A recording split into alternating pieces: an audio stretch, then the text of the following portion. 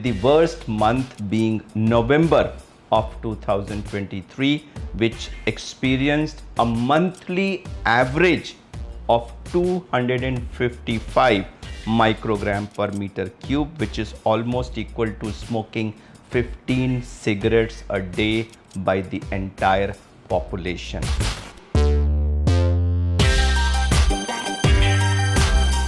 The Swiss organization IQ Air has released the World Air Quality Report, which is based on the reported data from hundreds of countries around the world.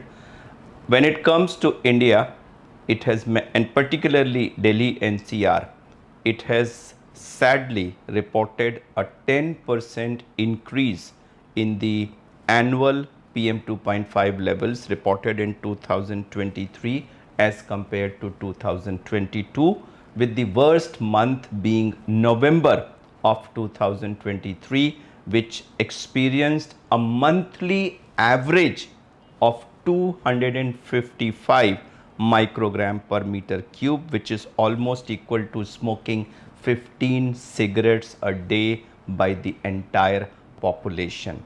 So there is a serious problem of air pollution across the country, but particularly in Delhi and particularly during the winter months.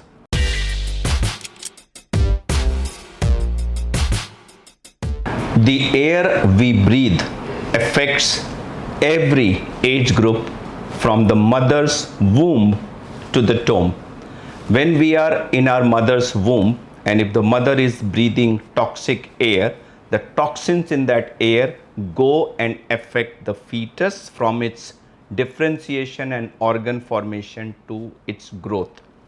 When we take birth and start breathing on our own, it starts getting absorbed through our lungs, impacting every organ from head to toe. And as the years pass by, we continue to breathe that air nearly 25,000 times a day, and it keeps impacting us badly throughout life. Different age groups react differently.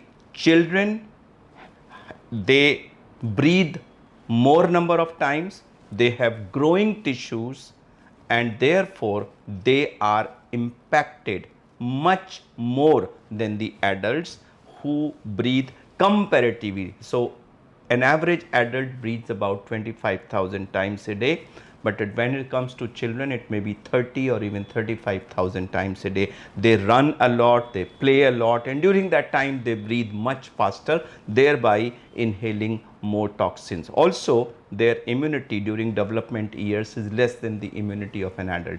Likewise, when we go to the older age group, the immunity now is much less than the adults, and therefore again they become prone. So extremes of age are more prone, but there is no age which is immune to the effects, and it affects everyone who's breathing. To summarize, in polluted cities, breathing kills you.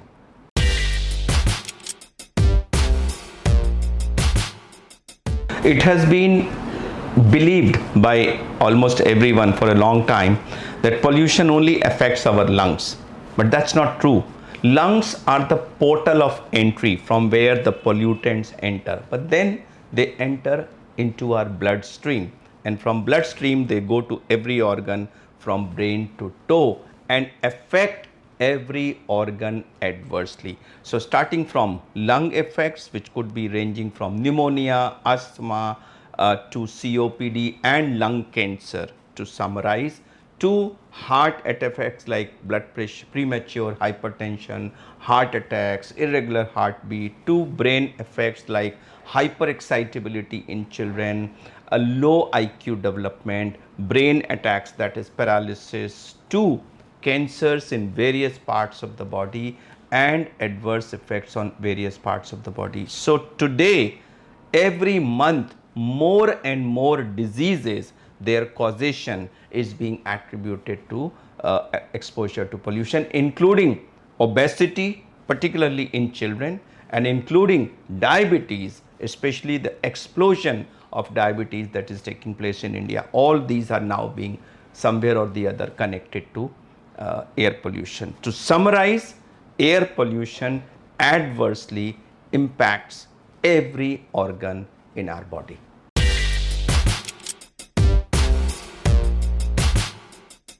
We often attribute air pollution to optical quality of the air, which is foggy air, and then we feel that okay, it's polluted. It's not true.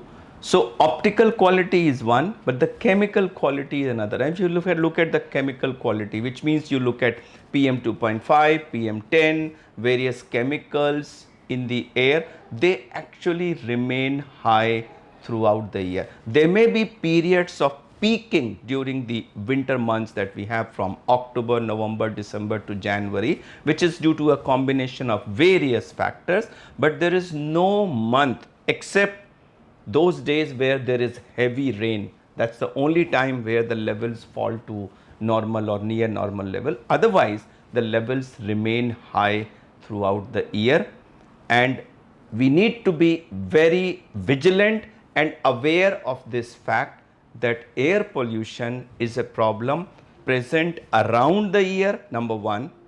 It is a problem present across the country, number two. And it is a problem which affects all ages, both sexes. In fact, even animals and vegetation are also adversely affected by it. And most importantly, our planet on which we live is also impacted by it.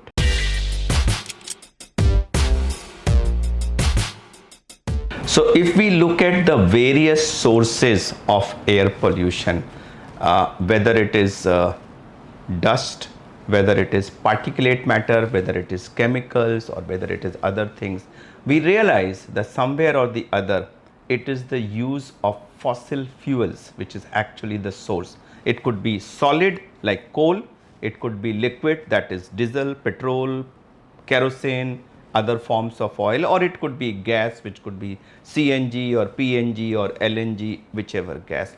All these fossil fuels ultimately release chemicals, release particulate matter, and they cause air pollution. And they also are responsible for climate change. If we have to improve this situation, there is only one action which needs to be taken. We need to stop using these fossil fuels, and lock, stock and barrel across all sectors of utilization. We have to shift from this fossil fuel based economy to a cleaner source of energy based economy. Now, many people find it very daunting task that, oh, this is impossible. It needs to bring about a major change in the way we live and do our work. Yes, it's true.